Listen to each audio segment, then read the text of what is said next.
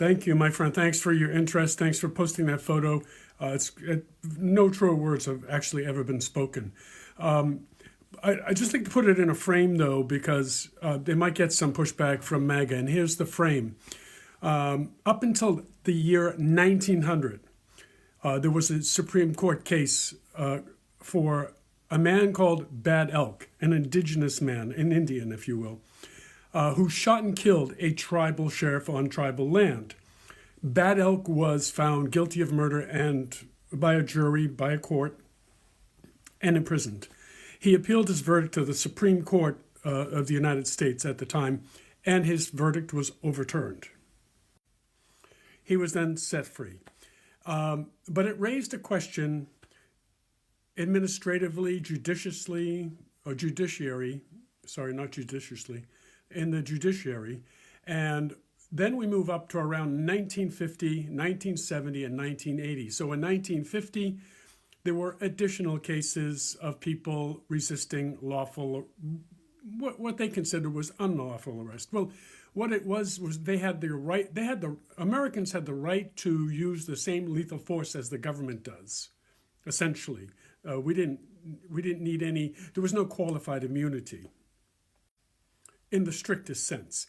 So, but slowly, as our society developed into a modern society, the courts in case law slowly, administratively, in the judiciary, developed qualified immunity for any state actor doing official duties and removed that from the Second Right Amendment's guarantees to the civilian population that they did not have qualified immunity to resist arrest.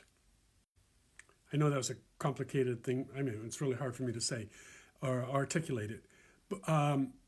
So the reasoning the courts used was we can't have a society where civilians are determining in the moment that their arrest is potentially unlawful. So what we will do is tell the civilian population, you have to submit, you have to comply, you have to submit, and we will resolve your issue in the court of law. This should have been an issue for the Congress to have made legislative policy for us, but they ignored it because it was a touchy political. You know, if a politician said, I support civilians' rights to resist arrest, well, how does that look with the police? And as our society developed, a more modern society, our police became more professional and organized. Our society became more organized, and people didn't want to have to deal with violence and deciding things in the moment any longer. They wanted a professional policing force that would do that for them. So a segment of the voting population felt this way and gave away the Second Amendment rights to use lawful lethal force if you resisted someone else's idea who was using lethal force against you, whether that be a local, state, or federal government agent acting in official duties or not. You had that right at one time. But the public accepting case law that was coming out of courtrooms and the Congress ignoring the whole issue because of political risk, and the civilian public saying, "Oh, I don't want to carry around a Colt 45 and resolve everything. Do something about it." Passing off the responsibility to the judiciary has landed us in the place we are today. And that's why the congressman, the Right Honorable Congressman, Republican from Texas, Troy Nehls, said, it's simple, comply or die, because that is the accepted doctrine today. It was not always the case.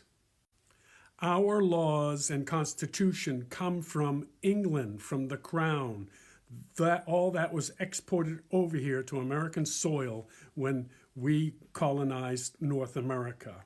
And so we brought with us the right to redress our grievances, the right to protest against the crown, the right to resist the crown's official acts against us by any lawful means we felt that were necessary. It was legal then to fight back with the same force that was being brought upon you in English law, Anglo-American common law doctrine. The United States Constitution draws its legal power from Anglo-American common law doctrine. So the congressman wasn't wrong, but it was a very callous and painful thing to have somebody say, and most of the time politicians won't say that, in the Congress, particularly following the death, the execution of Mr. Peretti in the streets of Minneapolis.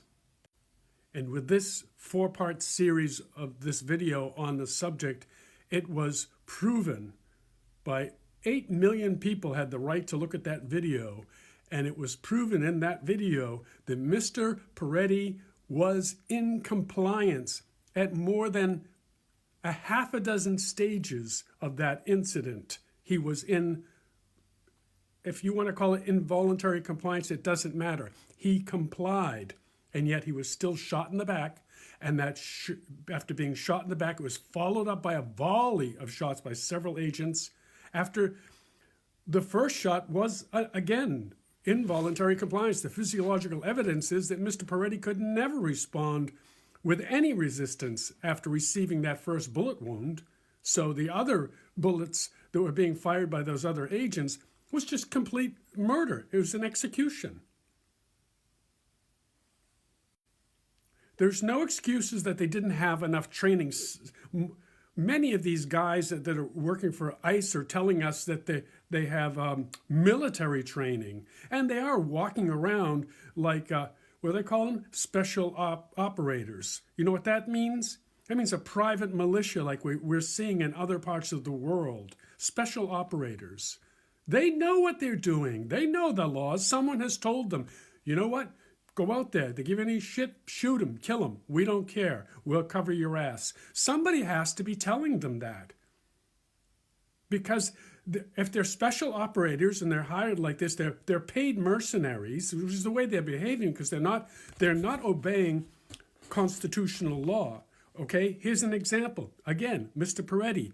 He was involuntarily complying when 6 men were jumped on top of him. And one officer, we can see in the video, was beating him in the face with a pepper spray can, using it like a hammer and hitting Mr. Peretti in the face. He involuntarily complied. There was no resistance left in that man. Special operators, which I am told by social media posts, there are many gentlemen coming on here saying they worked in Israel, they worked in Afghanistan, they've seen these techniques in the training in those theaters of operation, and they're seeing the exact same thing mirrored here in American streets. So, just so the American people are not going out there and getting innocently slaughtered, technically, legally, you must submit and comply and resolve your problem in a court of law. That is the law. That is the proscribed method of this issue in the modern world we live in today. You must do that. You must not resist.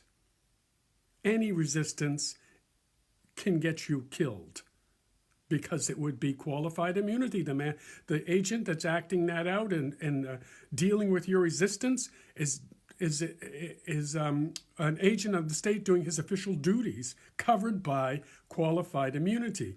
I know people will tell me, Jimmy, you can't say that. Well, that's what's happening.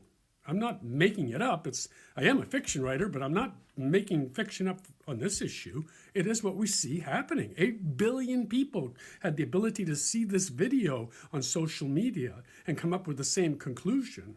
That man involuntarily complied when 6 men jumped on his back. That was it. End of story. Put the cuffs on him and take him away. You don't have to shoot him and kill him and take away his life. I'm sorry, I got a little worked up there. It's a very touchy issue.